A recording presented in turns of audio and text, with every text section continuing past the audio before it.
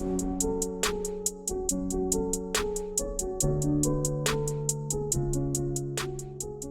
avons développé notre plan d'action 2021 avec un certain optimisme et en voulant anticiper différents scénarios.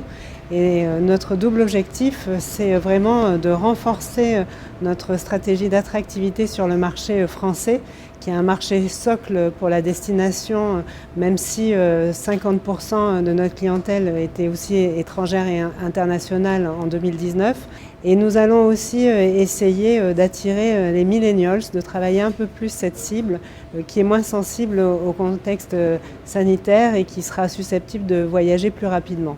Nous avons 7 positionnements différenciants pour la Côte d'Azur. Le sport et les activités de plein air, de pleine nature. C'est une stratégie qu'on déploie depuis plusieurs années et qu'on va renforcer l'année prochaine parce qu'on a toutes sortes d'activités que l'on peut pratiquer, que ce soit sur le littoral, en mer, mais aussi sur les moyens et au pays.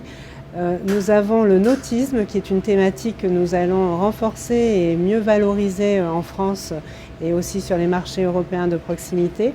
Il y a la culture qui est très importante aussi pour la Côte d'Azur. Nous allons également accueillir l'Assemblée générale internationale des disciples d'Escoffier, qui permet de bien faire rayonner la Côte d'Azur au niveau de la gastronomie.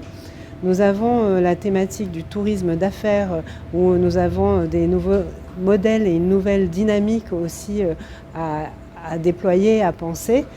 Il y a la thématique du luxe qui est très importante pour la Côte d'Azur, sachant que 50% du parc hôtelier est en 4 ou 5 étoiles.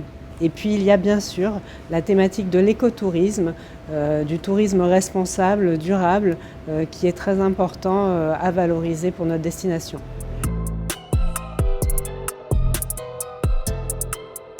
Sur le marché français, nous avons une stratégie qui est déclinée en plusieurs axes. Il y a une campagne de notoriété grand public qui peut être menée. Il y a aussi une campagne de séduction et d'influence auprès des médias et des influenceurs qu'on peut inviter sur la destination pour parler de différentes thématiques. Le deuxième scénario, c'est un scénario aussi plus optimiste où on anticipe une ouverture des marchés européens et la reprise des flux. Et là, on va aussi développer des stratégies de communication et de relations presse et avec les tours opérateurs et les agences de voyage.